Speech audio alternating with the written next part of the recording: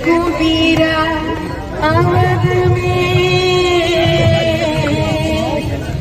होली खेले रघुवीरा अवध में, होली खेले रघुवीरा अवध में, होली खेले रघुवीरा अवध में।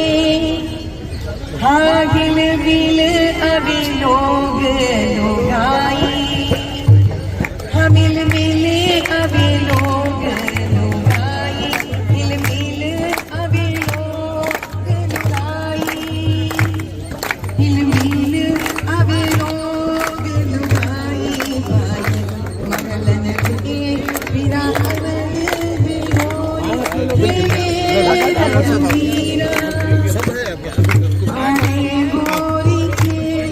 रघुवीरा अवध में, होली खेले रघुवीरा होली खेले। धन्यवाद। होली के महोत्सव पे एकत्रित हुए हम सब जानते हैं, होली के रंग हमारे जीवन में इसलिए आया क्योंकि हमारे जीवन से होली राक्षस चली गई। जब भी हमारे जीवन में कोई न कोई दुष्ट समय या दुष्ट शक्ति निकल जाती है, उसके स्थान में हम लोग दिया भी जलाते हैं। होली तो रंगों से मनाते हैं या पुष्पों से मनाते हैं या बंधन से मनाते हैं। और देखे तो सही, भगवान का ऐसा प्रकृति ने स्वयं एक रचना रची है कि राम राज्य स्थापित करने के लिए 2024 इस साल को चुना है रामचंद्र का प्राण प्रतिष्ठापन करना।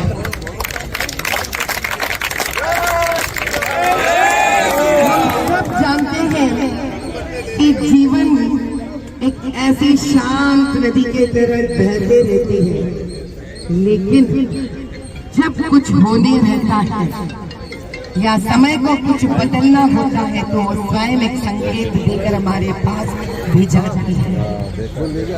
हर मानव का ये धर्म है कि उस संकेत को पकड़े। अगर हम उस संकेत को ना पकड़ पाए तो हम पीछे रह जाएंगे और प्रगति आगे बढ़ जाती है।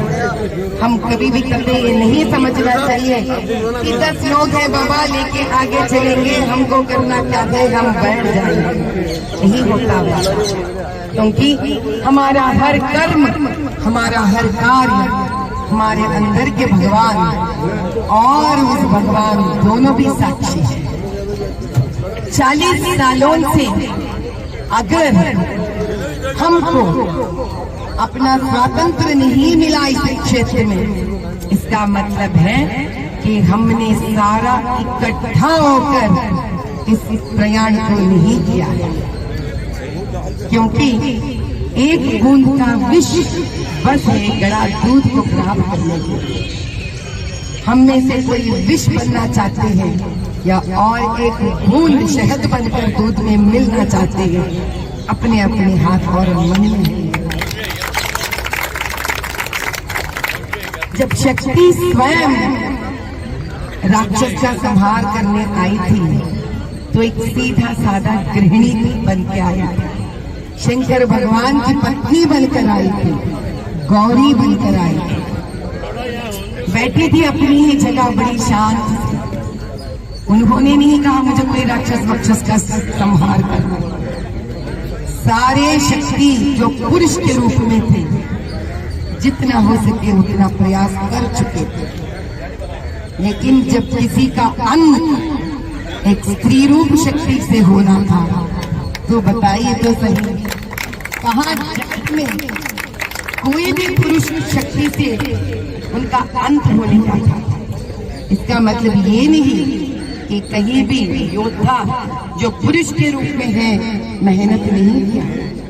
किसी के चक्र में लिखा हुआ रहता है कि वो दुष्ट या शक्ति अंत किस प्रकार हो। इसी प्रकृति का संदेश हमको पकड़ना पड़ेगा।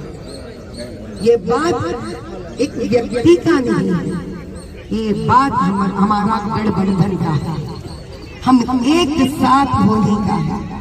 हम सब भगवान से प्रार्थना करते हैं अपने अपने भाषा में, अपने अपने प्रांत से, अपने अपने तरीके से, लेकिन हम सब एक ही जड़ के फूल हैं, एक ही वृक्ष के फल हैं, वो है सनातन धर्म और हिंदू धर्म।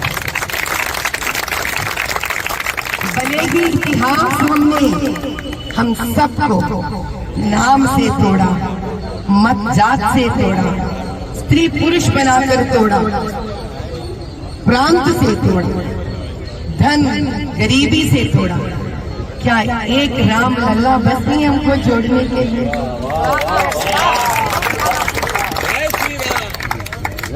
अगर 500 साल का मेहनत एक राम लल्ला आने से सब हम भूल गए और बस उनकी वो छोटी सी मुस्कुराहट आंख बंद करेंगे खोलेंगे फिर भी आज दिखता है।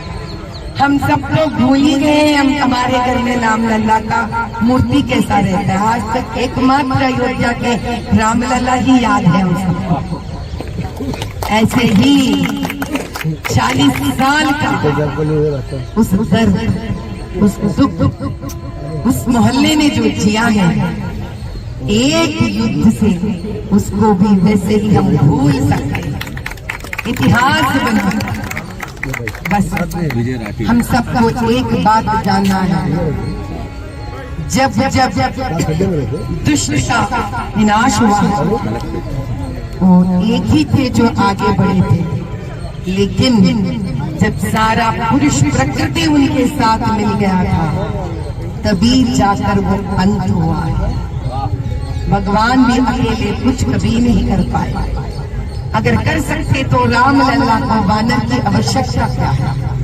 अगर कर सकते तो कृष्ण भगवान को अर्जुन, पांडव और सैन्या का क्या जरूरत है? अगर कर सकते हैं तो महिषासुर मर्दिनी को सारे पुरुष शक्ति की क्या जरूरत है? कोई अकेले से कुछ काम बन जाता है तो इतनी बड़ी धरती में इतने सारे लोगों की आवश्यकता ही क्या? हम सब ताली भी बजा लेते हैं लेकिन साथ भी चलना सीखना चाहिए। हाँ, डराने वाले कई बातों से हमको डराते हैं क्योंकि उसका कोई टैक्स नहीं लगता है, जबान है बोलते जाओ, लेकिन हमको सोचना पड़ेगा क्या सही में कोई हमको इतना डरा सकता है? क्या हम डर के किसी को शक्ति दे रहे हैं डराने का, या वो स्वयं इतने शक्तिवान है कि हमको डरा रहे हैं? हम डर के उसका शक्ति बढ़ा रहे हैं। तेलुगु में कहा एक छोटा सा पद है जिसमें कहते हैं, బలవంతుడని పలువురతో నిగ్రహించి పలుకుటమేలా బలవంతమైన సర్పము చలిచీమల చేత చిక్కి చావదే సుమతి। इसका मतलब है मैं कितना ही घमंड से क्यों ना कहूं, अरे मैं तो बड़ा बलवान हूँ, लेकिन छोटे छोटे छोटे छोटे काले चिमटे जब एक हो जाते हैं ना, बड़ा से बड़ा सर्पों को काट काट के खाकर मार मारते हैं। जय जय श्री राम। वानर को रावण में भी कहा था, अरे तू तो वानर है, जंगल का जानवर है। बड़ी मुस्कुराहट से हनुमान जी निकल गए क्योंकि जिसको युद्ध में जवाब देना होता है ना, वो वहां जवाब देने की जरूरत ही नहीं पड़ा। फिर भी हमारे वानर ने तो वानर का प्रक्रिया करके दिखा दिया, पूंछ से सारा लंका को जला। और हम में हर एक हनुमान बनना पड़ेगा, हम में हर एक अपने आप को राम भी समझना पड़ेगा, क्योंकि सभी का युद्ध है ये, एकमात्र एक व्यक्ति का नहीं है। जैसे रामचंद्र भगवान को विश्वामित्र जी मिल गए थे, परशुराम जी मिल गए थे, धनुष और हर प्रकार का आयुध उन्हें देने के लिए, किसी न किसी व्यक्ति को इस लड़ाई लड़ने के लिए वहां से महापुरुष बनकर मोदी भाई ने भी दी।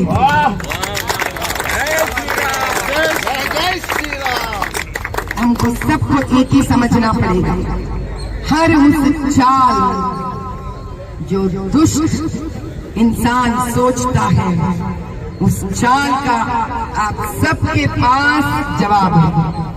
हम सबको एकत्रित होना पड़ेगा। शायद आज तक हम अकेले सोचते आए और फायदे के लिए सोचते आए, लेकिन अब फायदा अकेले का नहीं है और अकेले नहीं सोचेंगे, हम सब मिलके सोचेंगे।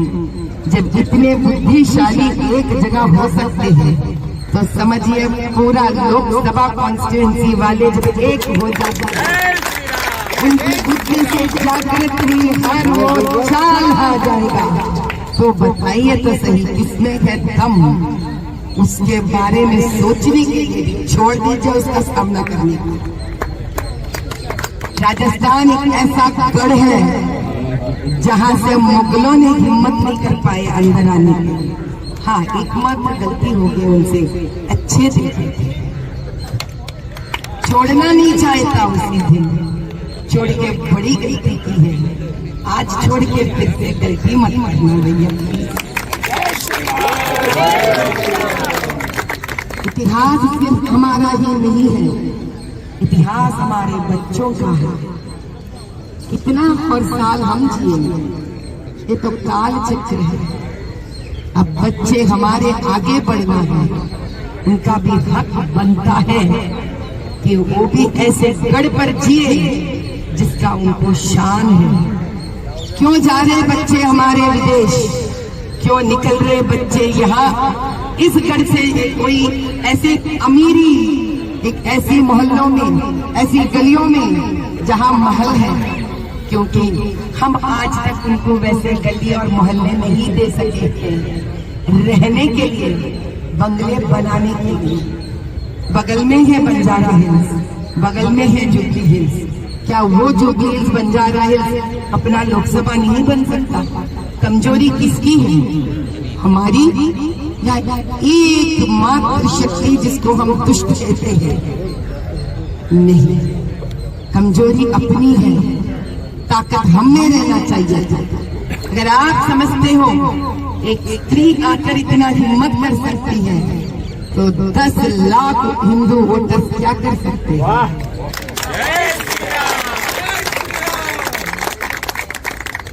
10 लाख मेरे हिंदू वोटर के अंदर मैं बसी हूँ और मेरे अंदर 10 लाख हिंदू वोटर्स बसे। हम वो हैं, हम आप हैं और आप हम हैं। हिंदू धर्म एकमात्र धर्म है जो कहता है भैया मानव सेवा ही माधव सेवा है। इसने कभी ये नहीं कहा है कि मानव कौन है। ना ये मानव हिंदू है, ना ये मानव मुसलमान है, ना ये मानव ईसाई है, ना ये मानव जैन है। ये मानव एकमात्र मानव है जो भारतीय है। इसलिए हमारा धर्म उस भारतीय को प्यार करता है, हमारा धर्म उस भारतीय के साथ है, हमारा धर्म उस भारतीय के साथ हाथ में हाथ लेके चलता है जो देश के लिए जी भी सकता है, जो देश के लिए मर भी सकता है। हमारा एक ही भाषा है, एक ही जात है, एक ही मत है और एक ही राष्ट्र है, वो है भारत देश।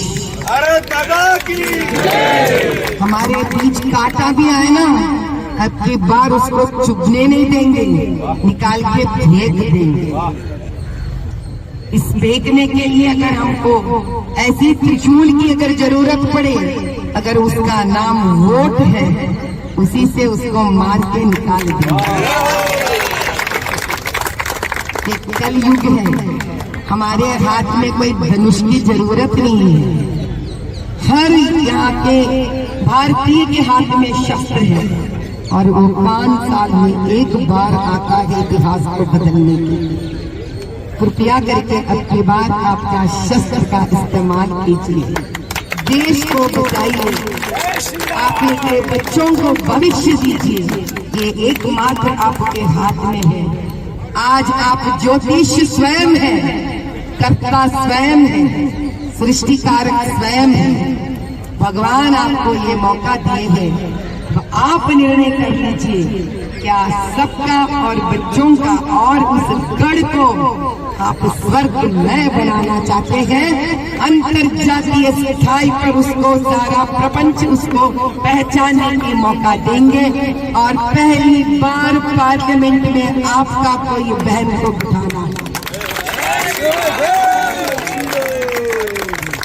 हम कमजोर कभी भी नहीं थे, बस थोड़ा लालची हो गए। अभी अच्छे वॉकिंग के टाइम पे आए हैं, बढ़िया जॉगिंग हो गया है, मेरे हिसाब से खून खोल रहा है और इसी के अंदर जोश से हम वोट डालेंगे। और कृपया करके एक बात और भी याद रख लीजिए, आपके यहाँ जहाँ अधर्म हो रहा है, चुप मत बैठे, चुप मत बैठे, किसी के इंतजार में मत रहिए। एक 5 या 10 इकट्ठा हो जाइए और जाके अपने अपने पुलिस स्टेशन में उसका कंप्लेंट लॉन्च करना शुरू कर दीजिए। उनको पता चलने दीजिए कि हम चुप बैठने वालों में से नहीं है। ये मत सोचिए कोई और आके करेगा, क्योंकि जो कोई आके करेंगे आपका ये लालचीपन देख के भाग जाएंगे।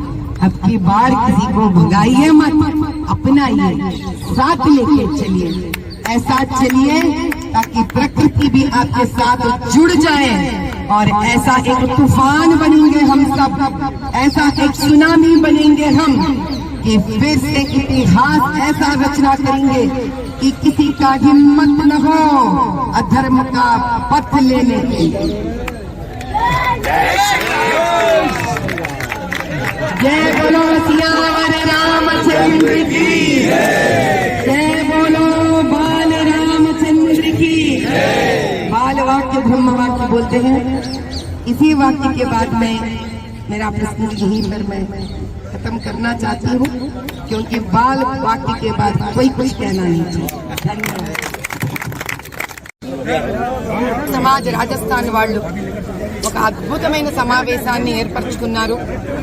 వీళ్ళ ఆరోగ్యం గురించి, ఆరోగ్యం ఒక గొప్పతనాన్ని గురించి కొన్ని ఏండ్లగా వీళ్ళు ఈ పబ్లిక్ గార్డెన్స్ లో వాకింగ్ చేస్తూ ఒక స్వచ్ఛమైన గాలి మనిషికి ఎంత ముఖ్యమో తెలియజేయడానికి మా హైదరాబాద్ లోక్సభ పార్లమెంట్ నియోజకవర్గం నుంచి వీళ్ళందరూ ఇక్కడికి వస్తారు.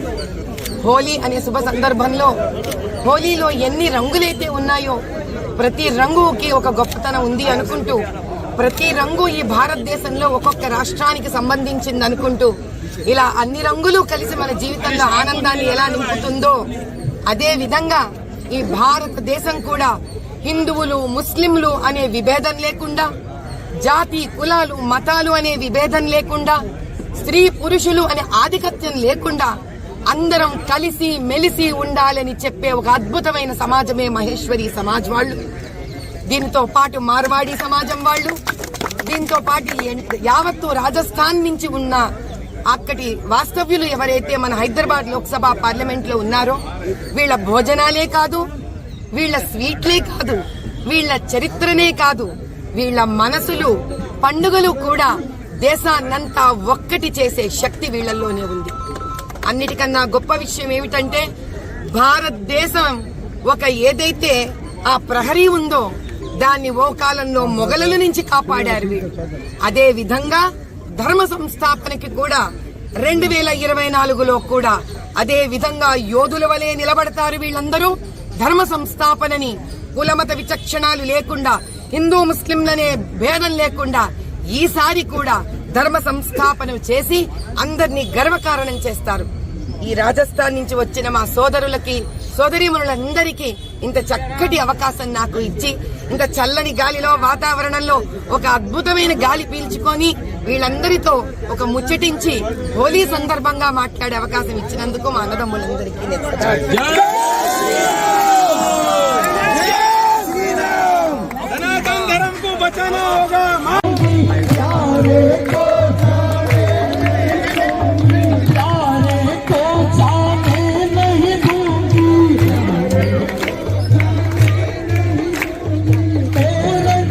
Yeah.